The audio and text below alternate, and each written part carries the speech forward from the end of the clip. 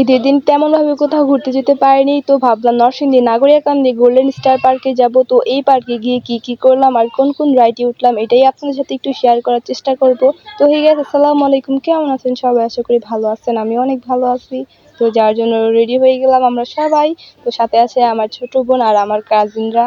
তো তাদেরকে নিয়ে আমি একটা মেশিনের মধ্যে উঠে গেলাম, আর এখান থেকে আমি যাব নৌকা ঘাটে, মানে সায়দাবাদের যে নৌকা ঘাটটা আছে ওইখানে। আর ওইখান থেকে আমরা নদী পার হওয়ার পরই চলে যাবো একদম নরসিংদী। তো অনেক মজা করতে করতে চলে আসলাম ফাইনালি একদম নদীর ঘাটে।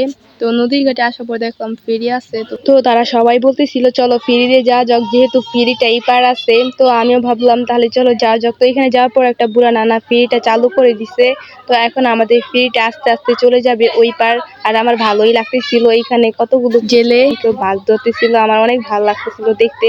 আর আজকের আকাশটা কত ফ্রেশ, তাই না? কত সুন্দর লাগতেছে, সবকিছু একদম সবুজ। আর আমরা আছি একদম নদীটার মাঝখানে। এই মেঘনা নদীটা প্রচুর বড়, যে যে ঘুরে দেখছে সেই জানে। তো যাই হোক, এরকম মজা করতে করতে কিন্তু আমরা একদমই চলে আসলাম নদীটির এই পার। তো এখন আমরা উপর থেকে নিচে নামবো, মানে আমরা ছিলাম ফেরির একদম উপরে ছাদের মধ্যে। তো এখান থেকে নেমে গেলাম, আর নামার পরে আমরা একটা সিঞ্জির মধ্যে উঠে গেলাম। আর এই সিঞ্জিটা আমাদেরকে একদম সোজা দিয়ে আসলো নরসিংদী নাগরিয়াকান্দি গোল্ডেন স্টার পার্কের সামনে। তো এখানে আসার পর দেখতেছিলাম সবকিছুই মানে একদম পাতলা পাতলা। আমরা ভাবছিলাম যেহেতু ঈদের পরের দিন মানে একটু ভিড় বেশি হবে, বাট ভিড়টা একটু কমই ছিল। তো এখানে আসার পর আমরা 6 জনের জন্য 6টা টিকিট কিনে নিলাম, আর টিকিট দিয়ে ভিতর প্রবেশ করতেছিলাম। এই পার্কে আমি যখন আরো একবার আসছিলাম, মানে তখন একটা রাইড ফ্রি ছিল একটা টিকিটের সাথে। একটা টিকিটের মূল্য 50 টাকা। তো এখন কোনো রাইড ফ্রি নাই, মানে সেই অফারটা চলে গেছে। তখন নতুন রূপে সাজানো হয়েছিল এই নাগরিয়াকান্দি গোল্ডেন স্টার পার্টিকে। তো এখন সেই অফারটা চলে গেছে, তার জন্য এই টিকিটের সাথে কোনো রাইড ফ্রি নেই। তো যাই হোক, আমরা একটা রাইডে উঠলাম। তো এই রাইডটির নাম হচ্ছে প্যারাস্টোপার। তো যাই হোক, প্রথমে আমরা 2 জন উঠছিলাম, আর বাকি যারা ছিল আমার কাজিনরা তারা নিচে দাঁড়ায় ছিল, কারণ সিট খালি ছিল না। তো যাই হোক, কিছুক্ষণ পর সিট খালি হলো আর তারা উঠে গেলো। তো এইভাবে অনেক এনজয় করার পরেই আমরা নেমে গেলাম। এখন আরেকটা রাইডে ওঠার জন্য আমরা চলে যাব আরেকটা টিকিট কাউন্টারে। তো এখান থেকে আমরা 6 জনের জন্য 6টা টিকিট নিয়ে নিলাম। একটার দাম ছিল মাত্র 30 টাকা করে। তো এখন সবাইকে নিয়ে এই রাইডটিতে উঠলাম, প্রচুর মজা লাগতেছিল।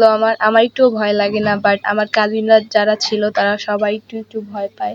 এই রাইডটিতে আমরা একবার নয় আরো অনেকবার উঠলাম, মানে এই রাইডটা অনেক ভালো লাগে আমার। বলতে গেলে নৌকা আমার একটা ফেভারিট রাইড।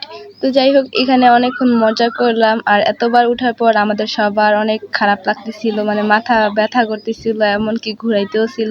তো আমরা এরকম একটা জায়গায় ভিজিতেছিলাম যেখানে একটু ছায়া পাবো। তো এইখানে চলে আসলাম, মানে সবাই বসে ছিল, সবার প্রচুর খারাপ লাগতেছে তার জন্য বসে ছিল এইখানে। তো আমরা আর বসবো না, একটু রেস্ট নেওয়ার পরে আমরা বের হয়ে গেলাম।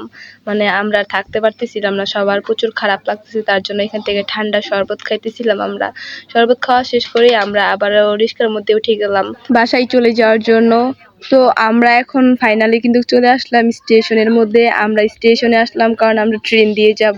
তারপরে এখানে আসার পর আমরা আইসক্রিম নিয়ে নিলাম, কারণ প্রচুর গরম লাগতেছিল, এখন আইসক্রিম খাবো।